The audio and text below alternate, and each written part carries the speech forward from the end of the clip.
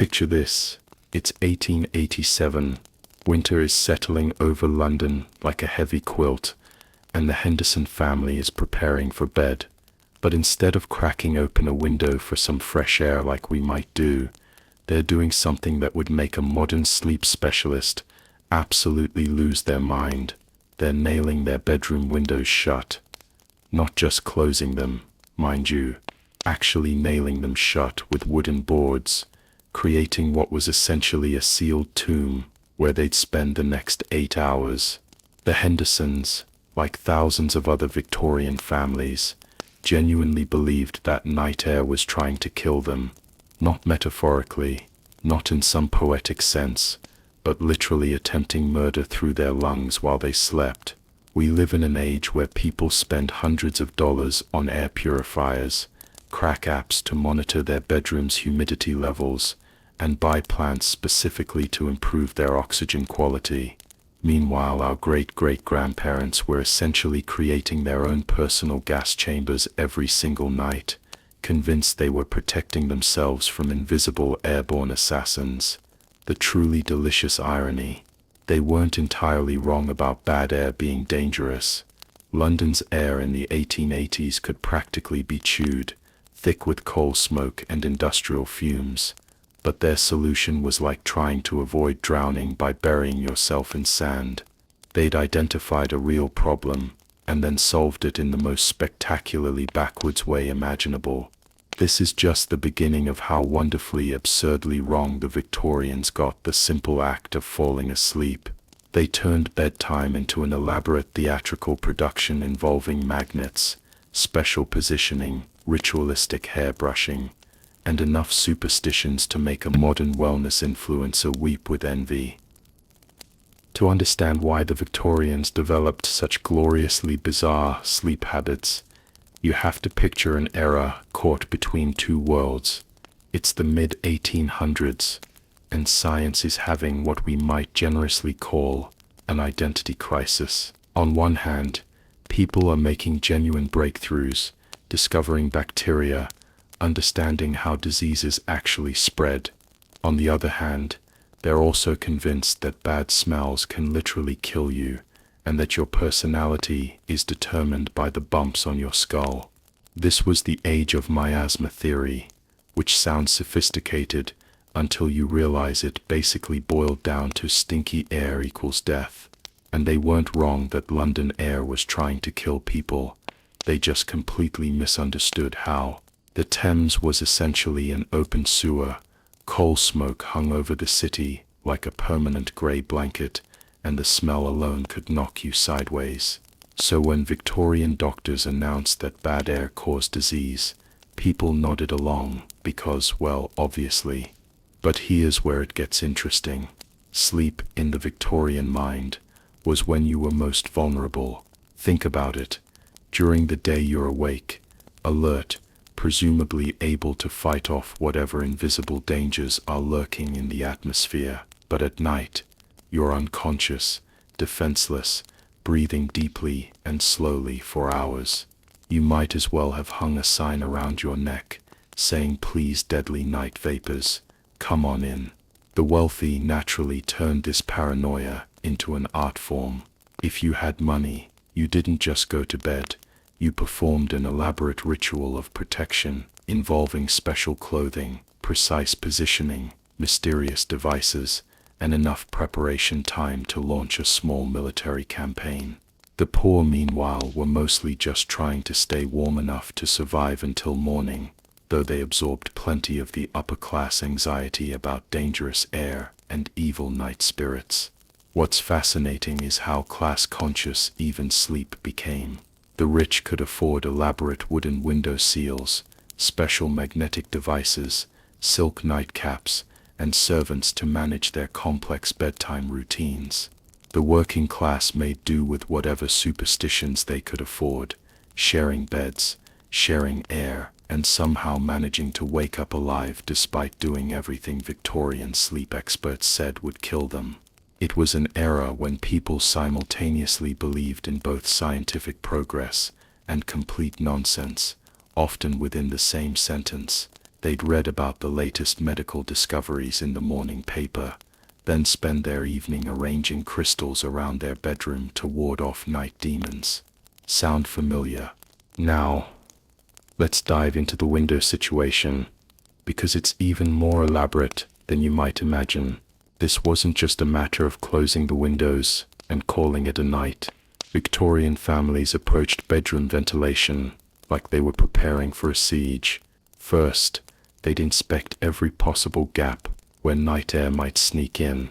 Window frames were stuffed with cotton wool, gaps around the glass were sealed with putty, and any remaining cracks were covered with strips of paper pasted on with flour and water glue.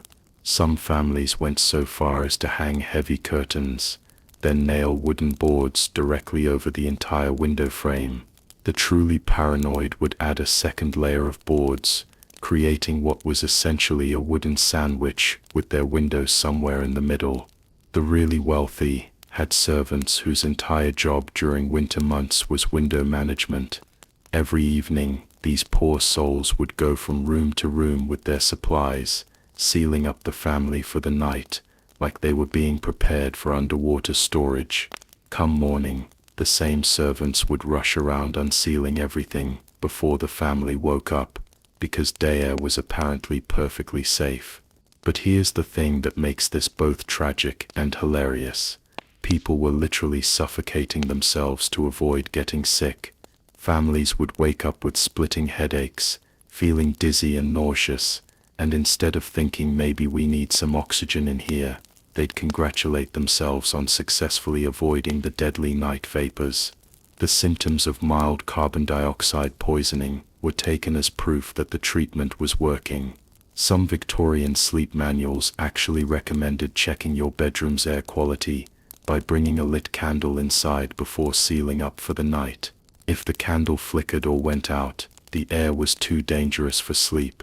Of course, after 8 hours in a sealed room, any candle would have gone out from lack of oxygen, but apparently that detail escaped them. The irony gets even thicker when you realize that Victorian London's actual air quality problems were largely caused by coal burning and industrial pollution, things that a sealed window wouldn't protect you from anyway, since they were already inside from daytime exposure. They were essentially creating their own personal pollution chambers to avoid the pollution that was already in their lungs. Modern sleep experts recommend keeping bedrooms cool and well ventilated, ideally between 65 to 68 degrees Fahrenheit, with some fresh air circulation. We buy expensive air purifiers, crack windows even in winter, and panic if our bedroom feels stuffy. The Victorians would have looked at our obsession with clean flowing air and assumed we were all trying to commit elaborate suicide, yet somehow they survived. Humans are remarkably resilient, even when they're actively working against their own respiratory systems in the name of health. If sealing yourself into an oxygen-free tomb wasn't enough, Victorians also believed they needed to align their body's magnetic fields while sleeping. And oh, did they have products for that? Picture opening a Victorian sleep catalogue. If such a thing existed, you'd find magnetic insoles that promise to draw illness from the feet while you dream, magnetic belts that claim to regulate the body's natural electrical currents, and magnetic pillows that would supposedly align your head with the Earth's magnetic field for restorative sleep. Some of these contraptions were so heavy with embedded magnets that sleeping on them was like resting your head on a pile of horseshoes. The real showstopper was something called the Pulvermacher's hydroelectric chain, which sounds like it belonged in a mad scientist's laboratory, but was actually worn around the waist during sleep. This device was essentially a belt made of alternating zinc and copper discs that would create a mild electric current when it got damp from your body heat. The theory was that this would recharge your vital essence overnight, like plugging yourself into a Victorian wall socket. People genuinely believed they were running on electricity, decades before anyone understood how the nervous system actually worked. They'd write testimonials about how much more energetic they felt after sleeping with their magnetic accessories, never mind that the placebo effect was doing all the heavy lifting. One advertisement claimed that wearing magnetic insoles while sleeping would draw rheumatism from the joints through the feet, where it could be safely expelled into the bed sheets. Then there were the electric beds themselves. Yes, you read that right. Victorian inventors created beds with built-in electrical systems that would deliver mild shocks throughout the night. The electropathic sleep platform was essentially a wooden bed frame with copper wires running through the mattress, connected to a battery that would provide gentle electrical pulses every few minutes. The idea was that this would stimulate circulation and prevent the blood from settling during sleep. The marketing materials for these devices read like modern wellness advertisements: restore your natural magnetism, align your body's electrical field, wake up feeling energized by the power of science.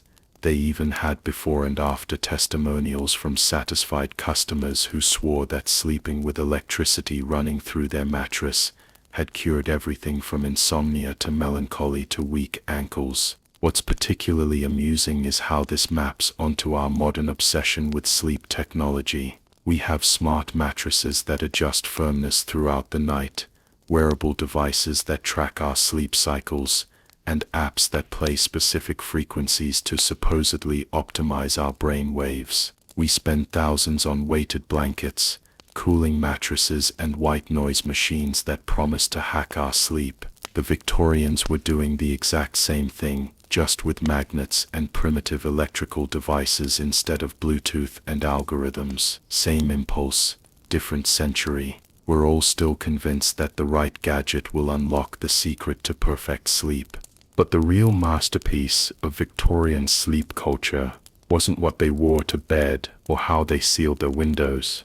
It was the elaborate ritual of actually getting ready for sleep, a process so complex it makes our modern skincare routines look like a quick splash of water on the face. For a proper Victorian lady, bedtime preparation began at least 2 hours before she actually intended to sleep.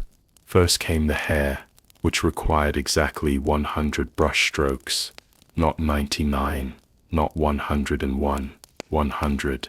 This wasn't just vanity.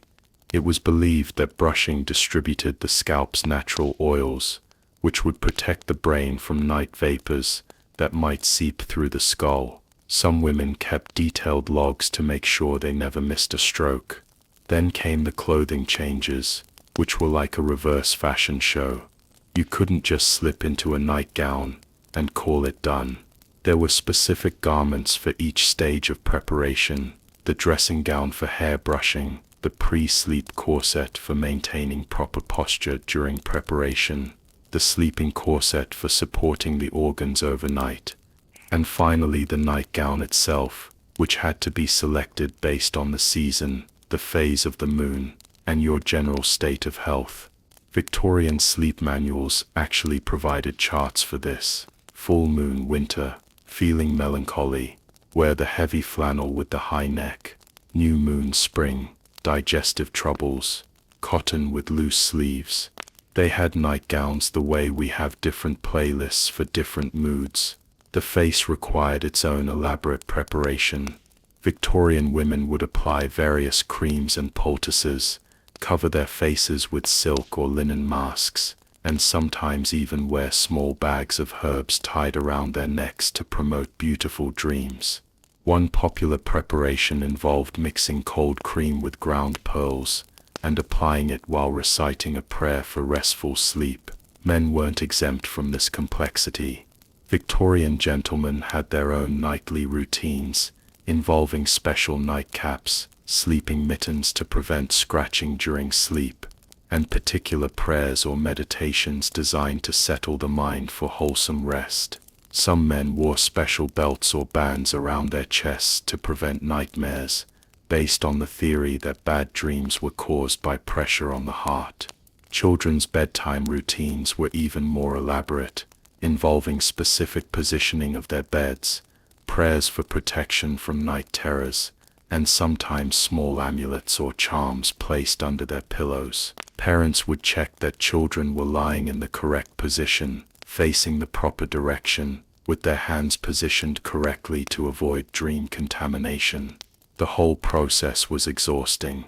By the time a Victorian family finished their complete bedtime routine, they were probably ready to collapse from sheer fatigue, which might explain why some of these rituals seem to work. When you've spent 2 hours preparing for bed, you're going to sleep whether your magnetic insoles are properly aligned or not. Compare this to our modern bedtime routines. We apply our serums and moisturizers, set our sleep apps, adjust our smart thermostats, and maybe do some meditation. We think we're being sophisticated, but we're still performing elaborate rituals to convince ourselves we're optimizing our sleep. The tools have changed, but the fundamental anxiety about doing bedtime right remains exactly the same.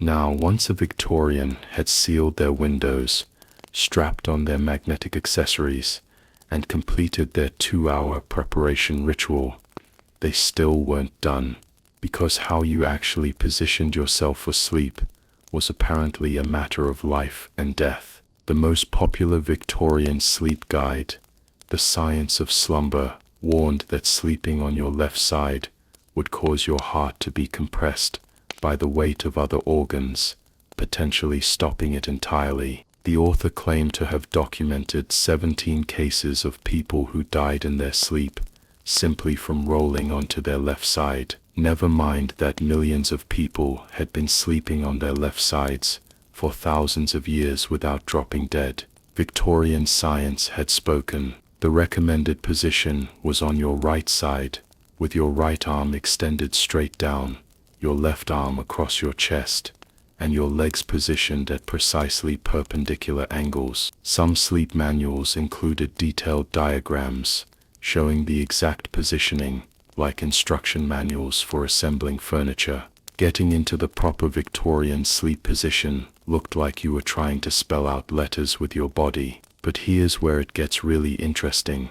Many Victorians didn't even sleep lying down. Sleeping upright in chairs was considered far superior to horizontal sleep because it prevented nightmares, reduced the risk of apoplexy, and kept the blood flowing properly. Wealthy families had special sleeping chairs designed with elaborate headrests and supports. Some of these chairs were so comfortable that people preferred them to beds. The theory was that lying flat made you vulnerable to dream demons, who could more easily enter your body through your prone form. Sleeping upright kept you in a defensive position, ready to flee from whatever supernatural threats might visit during the night. It also supposedly prevented your organs from settling in ways that could cause permanent damage. Married couples faced additional complications. Victorian marriage manuals recommended that husbands and wives sleep in separate beds to prevent dream contamination. The idea was that sleeping too close to another person could result in your dreams mixing together, which could lead to nightmares, personality changes, or even madness. Some couples had beds positioned on opposite sides of the room, while others had a curtain or screen between their beds to provide a barrier against dream interference. Children's beds were positioned according to complex rules about compass directions, with the head of the bed facing north to align with the Earth's magnetic field, or sometimes east to greet the rising sun. Parents would use compasses to make sure the beds were positioned correctly, and some families would rearrange furniture seasonally to account for changes in the Earth's magnetic field. Then there were the pillows. Victorian pillows weren't just stuffed with feathers or cotton. They were filled with herbs, magnets, small stones, dried flowers, and in some cases live mice. Yes, live mice. The theory was that the mice would provide gentle warmth throughout the night, and their movement would provide a subtle massage effect. How anyone managed to sleep with rodents scurrying around their pillow is beyond modern comprehension, but Victorian testimonials claimed it was wonderfully soothing. Some pillows contained magnetic particles arranged in specific patterns to create beneficial energy fields. Others were stuffed with lavender, rosemary, and other herbs believed to promote prophetic dreams or ward off evil spirits. The wealthy might have several different pillows for different purposes, one for preventing nightmares, one for promoting beautiful dreams, and one for general health maintenance. So here we are, at the end of our little journey through Victorian bedtime madness, and I can't help but wonder what someone from 2187 will make of our own sleep habits. Will they laugh at our weighted blankets, the way we chuckle at magnetic insoles? Will our sleep tracking apps seem as ridiculous as Victorian dream contamination theories? Because let's be honest, we're still doing essentially the same thing. We've traded magnetic belts for fitness trackers, herbal pillows for essential oil diffusers, and elaborate positioning rituals for mattresses that cost more than Victorian families spent on their entire bedrooms. We obsess over thread counts, room temperature, and the exact angle of our pillows. We buy special lights that supposedly regulate our circadian rhythms, download apps that promise to optimize our REM cycles, and take melatonin gummies like they're candy. The Victorians were convinced that the wrong sleep position could stop their hearts. We're convinced that blue light from our phones is destroying our sleep quality, so we wear special glasses and use screen filters. They sealed their windows to keep out dangerous night air. We buy air purifiers and monitor our bedroom's humidity levels. They had elaborate 2-hour bedtime routines.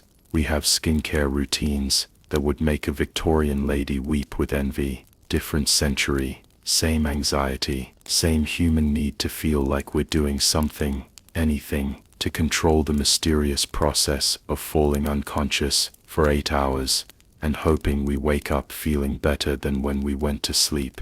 The truly wonderful thing about the Victorians is how confidently wrong they were about everything. They approached sleep with the same scientific certainty we bring to our own bizarre habits, never doubting that magnetic insoles and sealed windows were the keys to perfect rest. They had testimonials, expert recommendations, and elaborate theories to back up every ridiculous practice. And you know what? Despite sleeping in suffocating rooms, wearing magnetic contraptions, and positioning themselves like Victorian yoga practitioners, they mostly survived just fine. Humans are remarkably adaptable. We can sleep through almost anything, including our own best efforts to optimize the process. So tonight, as you drift off in your climate-controlled bedroom, breathing your purified air, wearing your sleep-tracking device, and resting on your memory foam mattress, remember the Victorians with their sealed windows and magnetic pillows. Remember that every generation thinks they've finally figured out the secret to perfect sleep,